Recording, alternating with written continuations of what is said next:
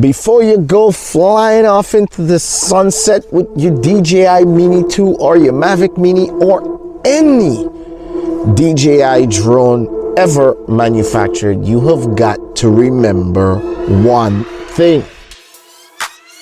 And believe it or not, that's how most people crash their drones. It's flying to the side. You get engulfed with the beautiful footage that you're getting and you don't realize you're flying sideways, and all of a sudden, shebang. And not the good shebang, the bad shebang, the I broke my stuff shebang. You hear what I'm saying? But in today's video, I'm gonna show you how to fly sideways without shebanging your drone into the wall or the tree or the building. Yeah, and still get yourself some really nice cinematic footage. Are you ready?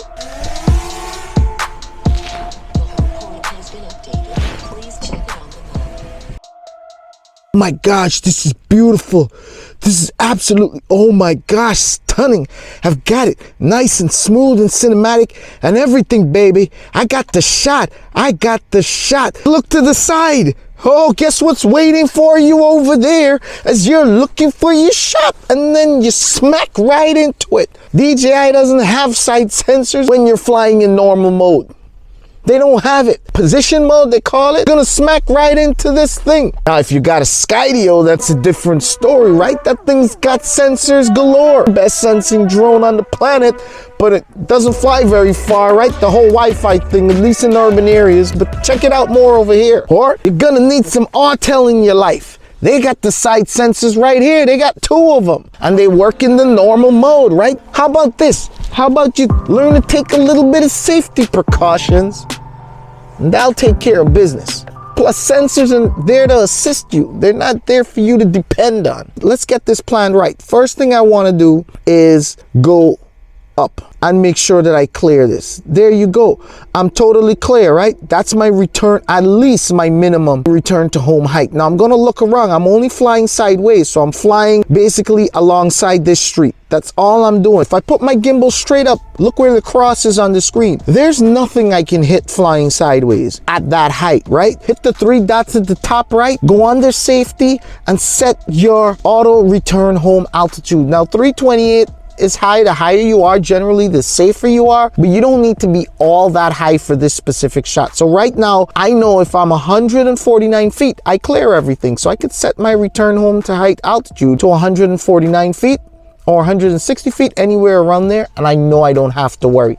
I know a lot of people have low return to home altitudes. Well, that's the first thing. You don't want to be doing any maneuver. You lose signal, your battery goes low, it goes into auto return home. It's at a low altitude, smacks into something while you don't even have control. So let's not panic. Safety practices first, and that's the first thing you should do. So here we are. We're gonna drop the altitude.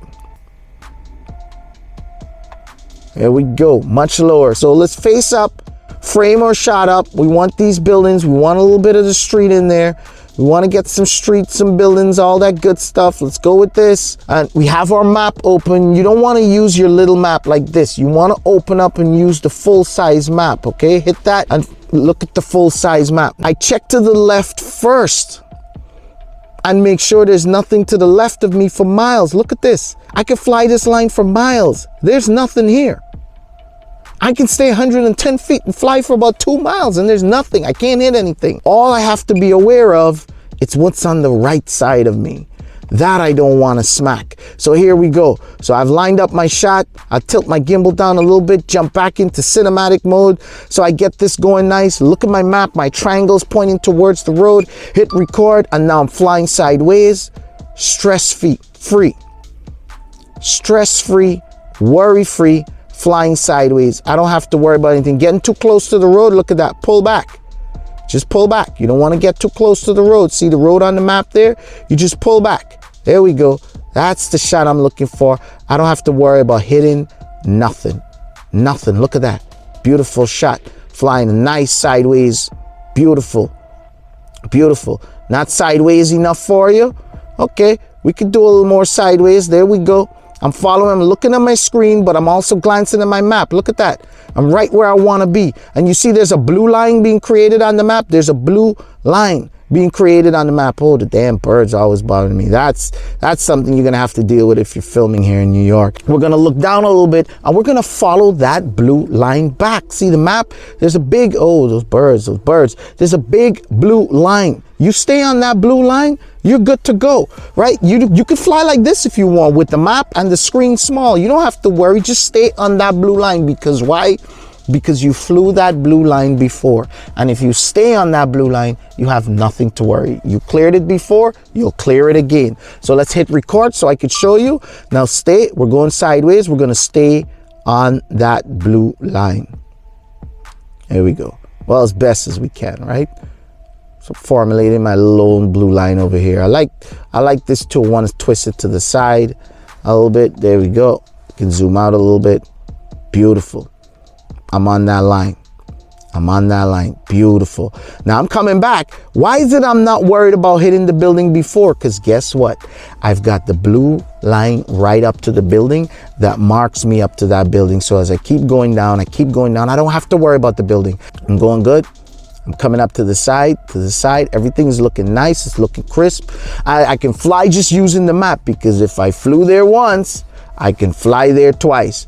But here we go, we're coming up to that blue cluster. Guess what's at that blue cluster over there? Guess what's over there? Yeah, you know what's over there. That's the beauty with using your maps. Your maps is an excellent tool. It'll help to keep you out of trouble, help for you to mark points and remember where things are. I'm still flying, I'm using the map. I'm not even worried. Here I go. I'm not worried. Okay, I'm coming close to the cluster. I'm coming closer. Still not worried. Here we go. I'm looking at that map. Plus you can remember points like this, you know, remember the building. That's kind of where you took off from, right? So here we go. I'm coming closer.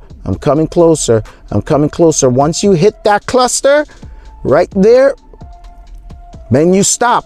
Right here's my stopping point. Why did I stop here? I could go a little bit more. I know I'm clear. I could go a little bit more. That's fine. The cluster marks the map, but you don't want to push it, right? Why? Because that cluster right there marks this guy right here. Now, obviously, you don't want to push it too close, right? And remember, drones are not perfect. It's cold weather. There's wind blowing. It can raise altitude and drop altitude a little bit, as you could see here. But this way, I am safe. You always, guys, always take the time to scout. A shot is a precious thing. And if you want to get it safely, you can't get too engulfed in the shot without paying attention to your surroundings. You have to check it before you fly it. Make a blue line on that map first. That's your safety line, and then follow it back.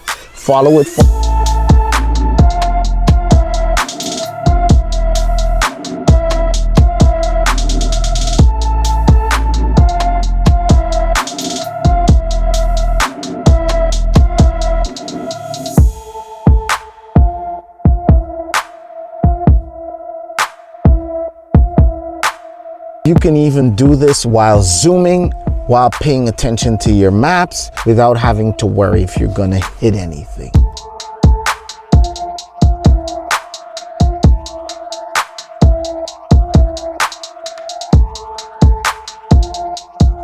Two more things you should take into consideration when flying indoors or when flying low altitude, very low altitude, outdoors. You might want to have on your prop guard. So in case you're trying to get a shot like this and you smash into something, at least you don't wreck your drone. Second most important tip to take note of is going to those three dots at the top right and go into your camera. When you go into your camera, scroll all the way at the bottom. You'll see something says cache when recording. Make sure you turn that on. What that does is save a very, very low quality video to your phone. You could set it to 2 gigabytes, 4 gigabytes. Auto means that when the max capacity is reached, in other words, your phone is full with cache, it will automatically start overriding the older cache with the newer cache video.